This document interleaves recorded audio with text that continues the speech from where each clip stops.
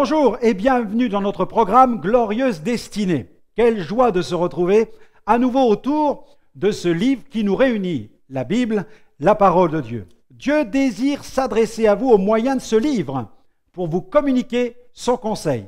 Et aujourd'hui, j'ai intitulé mon sujet « Un moment agréable avec Dieu ». Plus que jamais, il nous faut mettre du temps à part pour Dieu afin d'entendre sa voix et de connaître sa volonté révélée dans les Saintes Écritures. Jésus a enseigné que les vrais disciples, ce sont ceux qui écoutent sa parole. Mais avant d'aller plus loin, je vous invite à prier. Remettons ces moments entre les mains de Dieu.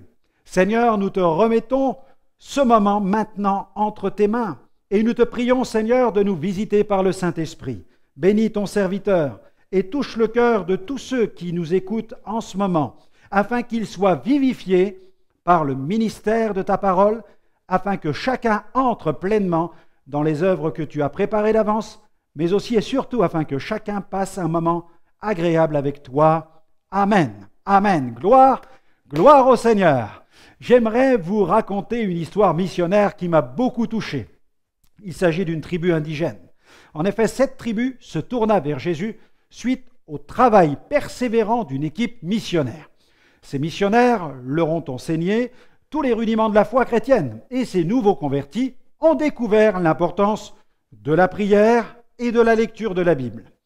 Convaincus de la nécessité de prier, les hommes de cette tribu ont décidé de se retrouver chaque matin pour prier à l'orée de la forêt. Ainsi, chacun prit la bonne habitude, dès le petit matin, de se rendre au lieu de prière. Au fil des années, avec le grand nombre des allées et venues, il se dessina derrière chaque case un sentier conduisant au point de rencontre. Cependant, il arrivait parfois qu'un des intercesseurs se refroidisse et néglige ce rendez-vous matinal. C'est alors qu'on pouvait remarquer que l'herbe repoussait sur son sentier. Quand une baisse était constatée chez un intercesseur, un des membres du groupe de prière lui rendait une visite amicale afin de prendre de ses nouvelles. La plupart du temps, la conversation commençait de cette manière. « Mon frère, je viens te voir car nous avons remarqué que l'herbe repousse sur le sentier qui mène à notre lieu de prière. Et qu'en est-il à notre niveau? Notre chemin de prière est-il dégagé ou est-il encombré avec toutes sortes de mauvaises herbes? Vous voulez que ça change et vous désirez obtenir des clés qui vont vous permettre de consolider votre culte personnel au quotidien. Alors, je vais vous en donner quelques-unes, mais avant cela, je vous propose d'écouter Dan Luyten qui nous chante « Voici le jour ».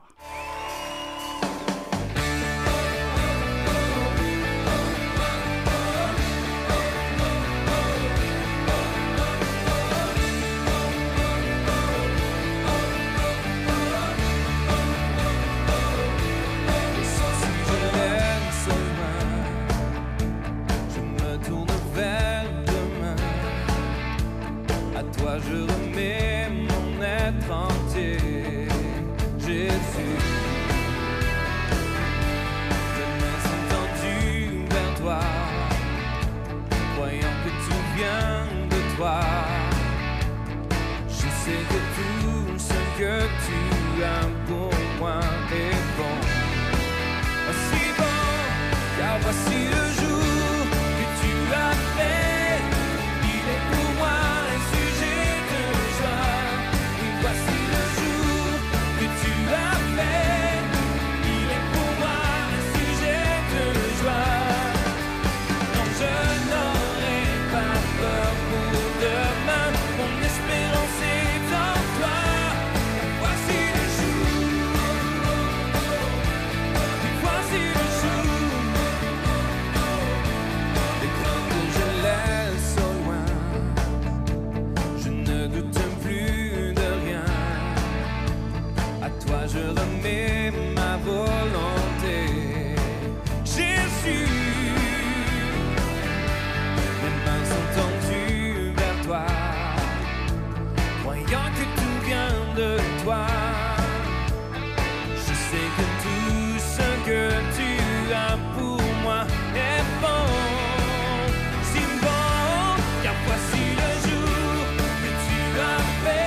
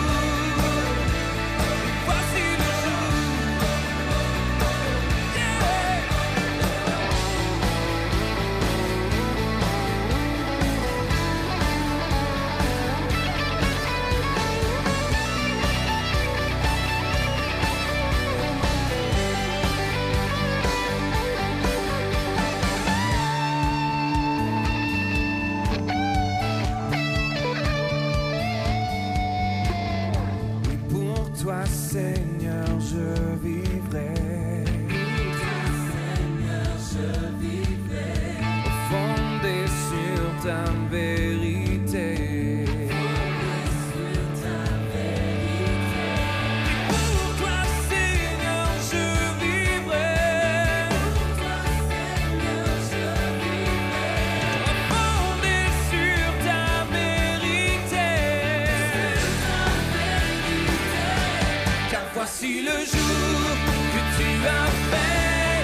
Il est pour moi un sujet de joie. Voici le jour que tu as fait. Il est pour moi un sujet de joie. Je n'aurai pas peur pour demain. Mes craintes sont entre tes mains. Je te suivrai sur le chemin. Mon espérance est en toi. Car voici le jour. Oh, oui, voici le jour. Yeah, yeah. Voici le jour que tu as fait. Car voici le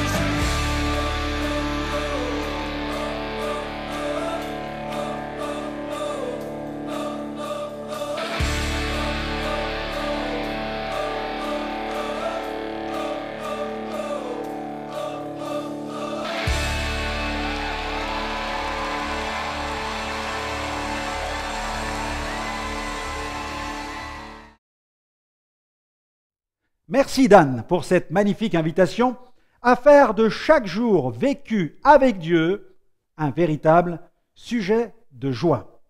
Premier point, il nous faut savoir consacrer du temps à Dieu. Savoir consacrer du temps à Dieu. Vous remarquerez que Dieu nous parle quand nous prenons le temps de lui parler. L'Esprit Saint a été répandu parce que les disciples passèrent quelques jours à prier dans la chambre haute. Paul et Barnabas furent appelés au ministère d'apôtres alors qu'ils célébraient le Seigneur dans la prière et dans le jeûne. Prenons le temps de parler à Dieu. Nous disposons de 168 heures par semaine. Nous dormons en moyenne 68 heures. Il nous reste 100 heures.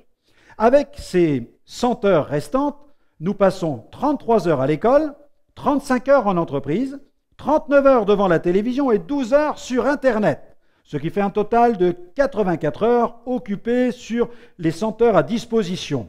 Il nous reste donc 16 heures. La durée en moyenne d'un service d'église est d'1h30. Un sermon dure en moyenne 30 minutes et on estime qu'un auditeur retient 6% d'un sermon. Quelle place accordons-nous à Dieu? Il est donc extrêmement important que le temps que nous passons avec Dieu soit un temps exploité au maximum. Dieu nous donne rendez-vous chaque jour à un point donné, celui de la prière. Donc vivre un moment de qualité. La qualité doit primer sur la quantité. Pour qu'une relation se construise harmonieusement et qu'elle devienne une véritable relation intime, il est indispensable d'y investir du temps. De nos jours, les gens sont pressés, débordés, stressés et même fatigués. Notre génération est la génération surbookée. Tout est fast aujourd'hui. Les repas sont pris rapidement dans des fast-foods. Les gens n'ont même plus le temps de se voir. Les célibataires n'ont même plus le temps pour trouver l'âme sœur. Un nouveau mode de rencontre s'appelle même le speed dating. Il est principalement réservé aux célibataires longue durée. Trop accaparés par leur carrière professionnelle, ces célibataires n'ont même plus le temps de faire des rencontres. Alors ils participent à des speed dating qui se déroulent la plupart du temps dans des bars ou des salles de restaurants. Ils y rencontrent des inconnus. Le but du jeu, donner l'opportunité à ces célibataires de rencontrer le maximum de personnes du sexe opposé dans le minimum de temps. Généralement, un speed dating dure 1 heure. Et durant cette heure, chaque célibataire aura la possibilité, autour d'un verre, d'avoir 7 rendez-vous de 7 minutes chacun. Bien entendu, tout cela n'est pas gratuit et le succès n'est pas vraiment au rendez-vous. Non. De nos jours, tout doit aller vite, mais malheureusement, la plupart du temps, c'est au détriment de la qualité. Posons-nous alors la bonne question. Quel genre de relation désirons-nous établir avec Dieu? Force est de constater que de plus en plus d'enfants de Dieu sont pris dans le tourbillon de leurs activités et ne prennent plus le temps d'avoir un moment avec Dieu au cours de la journée. Ne pensez-vous pas que la relation avec Dieu devrait être la base même de la vie spirituelle de tout enfant de Dieu, sa fondation? Chercher le conseil de Dieu serait-il devenu aujourd'hui une sorte d'option dans la vie du chrétien? J'espère que non. Le psalmiste répond à cette question sans détour. Nous allons lire un passage dans le psaume 127, versets 1 à 2, où il est écrit « Si l'Éternel ne bâtit la maison, ceux qui la bâtissent travaillent en vain. Si l'Éternel ne garde la ville, celui qui la garde veille en vain. En vain vous vous levez de bon matin, vous vous couchez tard, et vous mangez le pain de douleur. Il en donne autant à ses bien-aimés pendant leur sommeil. Amen. » Consacrer du temps à Dieu, un défi quotidien. Malheureusement, il arrive que, chez certains chrétiens, la communion avec Dieu ne ressemble plus qu'à une simple visite furtive. Le rendez-vous quotidien avec Dieu n'est plus à l'ordre du jour. Pour quelles raisons? Elles sont multiples.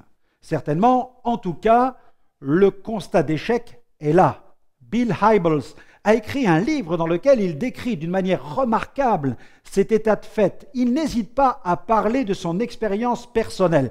Le titre de ce livre est « Trop occupé pour ne pas prier ».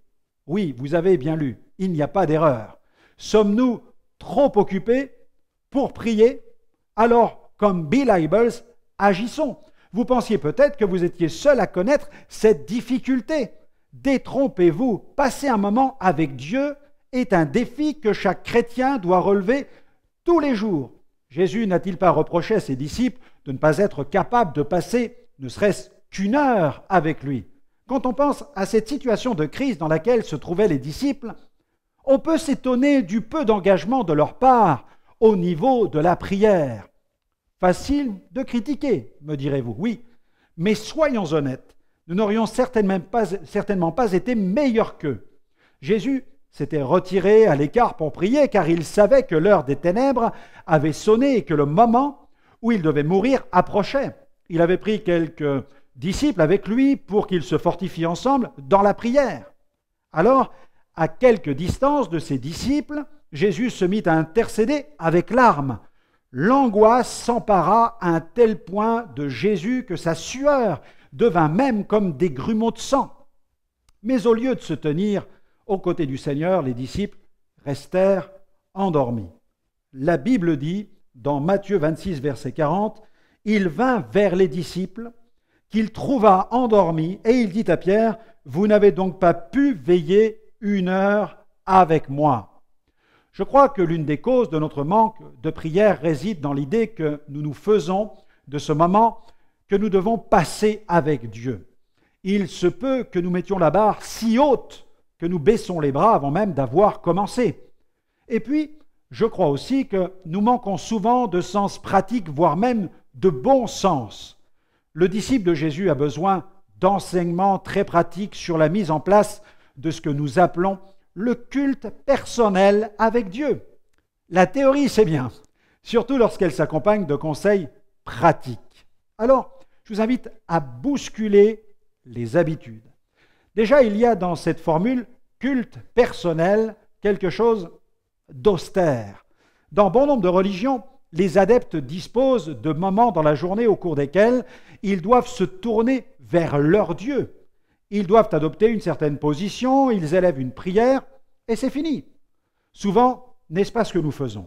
Nous parlons à Dieu, nous faisons notre prière comme une récitation. Nous parlons à Dieu, mais nous ne laissons pas Dieu nous parler. Ce genre de culte porte bien son nom, culte personnel. Sans faire de mauvais jeu de mots, nous pourrions l'appeler culte à sens unique, car où est la communion? Où est la relation avec Dieu? Le terme culte évoque pas mal de choses comme des chants, une étude biblique, une organisation, un timing. J'en vois déjà certains qui craignent de se lancer dans ce genre d'affaires. Je les entends dire « J'ai déjà du mal à me lever le matin. Je ne suis pas du matin. Le matin, je suis fatigué. » Vous me direz peut-être que ça n'est pas une raison pour ne pas prier et vous aurez raison. Nous avons tous nos soucis. Et il ne faut surtout jamais se laisser gagner par la fatalité. Quoi qu'il en soit, je vous dirais franchement que je préfère quelqu'un qui fait son culte personnel par habitude que quelqu'un d'autre qui ne fait rien comme d'habitude. Mais cela ne doit pas nous empêcher de nous poser les bonnes questions. Il est bon de s'interroger sur le bien fondé de ce que nous faisons pour Dieu. Il se peut tout de même que notre concept du culte personnel ait bien besoin d'une sorte de dépoussiérage. Vous avez déserté le lieu-dit de votre culte personnel. Je vous propose non pas de reprendre les bonnes vieilles habitudes, mais plutôt d'adopter de nouvelles habitudes. Pourquoi ne pas opter pour une formule plus simple et plus flexible du culte personnel, quelque chose d'accessible à tous? Mais attention, le but n'est pas de changer pour changer. Si votre culte personnel actuel fonctionne bien, continuez-le. Il n'y a pas d'obligation de changer. Cependant, si vous aspirez à rénover votre moment de culte, alors pourquoi ne pas tenter ce que je vais vous proposer maintenant? Posez-vous la question, est-ce que je vis dans mon culte personnel un véritable moment agréable avec Dieu? Alors, comment passer un moment agréable? Si vous souhaitez aménager, modifier, rénover ce culte personnel, je vous propose de mettre en place ce que nous pourrions appeler un moment agréable avec Dieu. Ah, ça sonne déjà mieux, n'est-ce pas? Je vous propose de composer un moment agréable avec Dieu en 3 parties. C'est facile. Quand nous sommes au culte, nous faisons 3 choses. Vous avez remarqué? Nous chantons, nous ouvrons la Bible et puis nous prions. Voici l'organisation d'un moment agréable avec Dieu que je vous propose. Ce moment va se décliner en 3 phases. La partie louange, la partie étude de la parole, la partie prière. Pour la partie louange, j'ai constaté que la plupart du temps, ce domaine de la louange fait défaut. Généralement, dans un culte personnel traditionnel, on lit la Bible et on prie. La louange, quant à elle, est absente. Et il nous faut remédier à cela. Alors choisissez votre CD préféré de musique chrétienne. Cela fera très bien l'affaire. Et oui, pourquoi pas? Vous avez à domicile, dans votre pile de CD, une foule d'excellents morceaux de musique et même des MP3 dans votre ordinateur. Pourquoi ne pas en profiter? Allez-y, mettez votre appareil en marche. Glissez le CD que vous avez choisi, sélectionnez votre morceau. Maintenant, vous pouvez chanter. En pratiquant de la sorte, vous choisissez le style de musique chrétienne qui vous plaît le plus. Louange, gospel, gospel choir, R&B, pop, anti, afro-anti, rock, folk, qu'est-ce qu'il y a encore? Rap, techno, latino, chant à sonorité israélienne, musique celtique, du blues, du reggae, du ska, de l'instrumental peut-être, de la dance, du jazz, du classique. Et ça n'est pas le choix qui manque. Ainsi, vous êtes sûr que la partie musicale de votre moment agréable avec Dieu sera de qualité. 2 ou 3 chants peuvent faire l'affaire.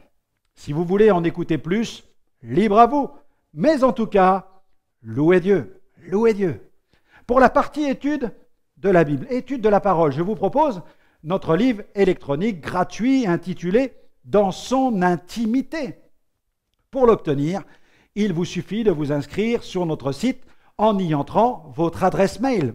Vous recevrez dans les meilleurs délais ce livre, un livre ressources comprenant 365 pensées du jour avec des liens hypertextes qui peuvent, si vous le désirez, vous réorienter vers des ressources en vidéo, des prédications, des enseignements.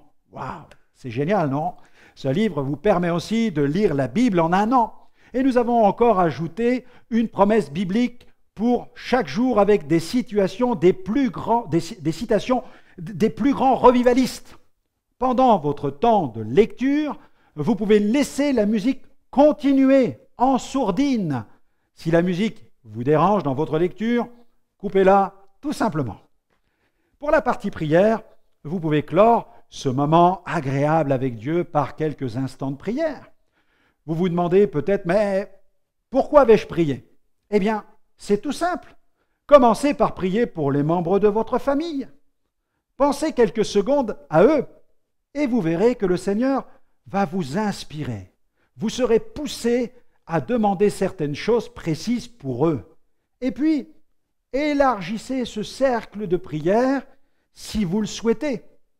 Vous pouvez ajouter dans ce cercle vos amis, vos collègues de travail.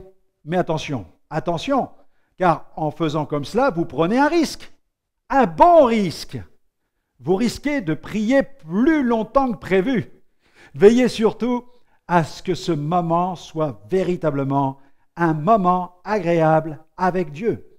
N'oublions jamais que Dieu est notre Père et comme un Père aime ses enfants, Dieu nous aime car nous sommes ses fils et ses filles.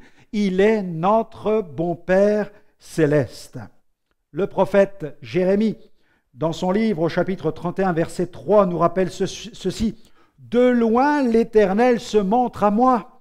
Je t'aime d'un amour éternel, c'est pourquoi je te conserve ma bonté. » La communion entre deux personnes doit être une affaire de cœur avant tout. La communion ne doit jamais devenir une obligation ni une contrainte. Passer du temps avec son Père céleste ne doit jamais ressembler à une convocation au bureau. Ce rendez-vous divin est un tête-à-tête avec le Père céleste, un face-à-face avec Dieu qui nous aime. En fait, c'est un cœur à cœur. La communion avec Dieu est une affaire de cœur avant tout. C'est bien plus qu'une affaire de discipline. La discipline a tendance à rebuter alors que l'amour est le plus puissant des moteurs. Une plus grande compréhension de l'amour de Dieu produira une saine discipline dans notre vie. Non pas une discipline imposée, mais une discipline choisie. Dans la première épître de Jean, au chapitre 4, verset 19, l'apôtre Jean, surnommé l'apôtre de l'amour, a dit « Pour nous, nous l'aimons parce qu'il nous a aimés le premier. » Quel moment béni que ces moments de communion avec Dieu. C'est dans ces moments intimes que notre Père prend plaisir à nous transformer à l'image de son Fils par la puissance du Saint-Esprit. Lisons dans la deuxième épître de Paul aux Corinthiens, 2 Corinthiens chapitre 3, versets 17 à 18. Voilà ce que déclare l'apôtre. « Or, le Seigneur, c'est l'Esprit. Et là où est l'Esprit du Seigneur, là est la liberté. Nous tous, dont le visage découvert reflète la gloire du Seigneur, nous sommes transformés en la même image, de gloire en gloire, par l'Esprit du Seigneur. Amen. » Quand nous nous levons le matin, n'oublions jamais que c'est la journée que l'Éternel a faite. Chaque jour, nous disposons de 24 heures. C'est l'espace que le Seigneur met à notre disposition, à l'intérieur duquel nous devons fixer ce moment agréable avec Dieu. Notre heure sera son heure. Il est disponible pour nous 24 heures sur 24. À nous de choisir le moment qui nous conviendra le mieux. Pour certains, ce sera le matin, juste avant de prendre le petit déjeuner. Pour d'autres, ce sera après le petit déjeuner. Les mamans, quant à elles, peuvent prier quelques instants avec les enfants juste avant de les emmener à l'école. De retour à la maison, eh bien, elle pourra avoir son moment personnel avec Dieu. Le ménage peut bien attendre quelques secondes. Et puis, il y a ces mamans qui travaillent et qui doivent faire face aux tâches ménagères quotidiennes. Pas facile pour elles. Il leur faut beaucoup s'organiser. Le soir, juste avant d'aller se coucher, la famille peut se réunir quelques minutes pour vivre ce moment agréable avec Dieu. Papa est rentré du travail, maman souffle un peu, les enfants ont terminé leurs devoirs. C'est un excellent moment. Pas nécessaire de le faire durer trop longtemps. Souvenez-vous, la qualité doit primer sur la quantité. Se fixer un cadre pour cette rencontre est important. Fixez-vous un endroit pour ce tête-à-tête. Il est important que cet endroit ne soit pas un endroit bruyant. Trouvez un endroit tranquille où personne ne vous dérangera. Baissez la sonnerie du téléphone, activez votre répondeur, coupez votre portable avec toutes ces sonneries. Jésus, nous dit la Bible, se retirait à l'écart. Il se retirait dans les déserts et il priait. David, quant à lui, parlait à Dieu sur sa couche.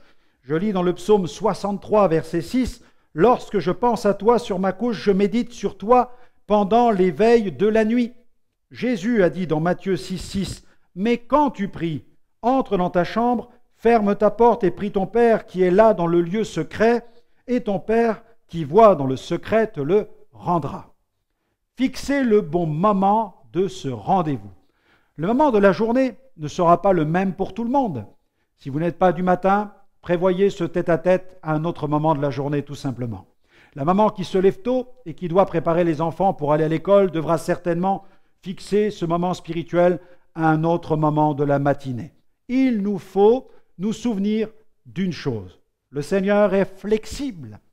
Il est possible de nous tourner vers lui à tout moment de la journée. Il peut s'adapter à notre rythme de vie sans problème. Maintenant, la balle est dans notre camp. Il ne nous reste plus qu'à nous fixer les priorités. Cela, le Seigneur ne pourra pas le faire à notre place.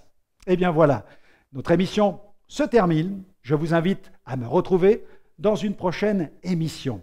N'hésitez pas à visiter notre site sur www.gospelvision-international.com. Vous pourrez y retrouver de nombreuses ressources et toutes nos émissions en replay. Alors, à très bientôt, que Dieu vous bénisse.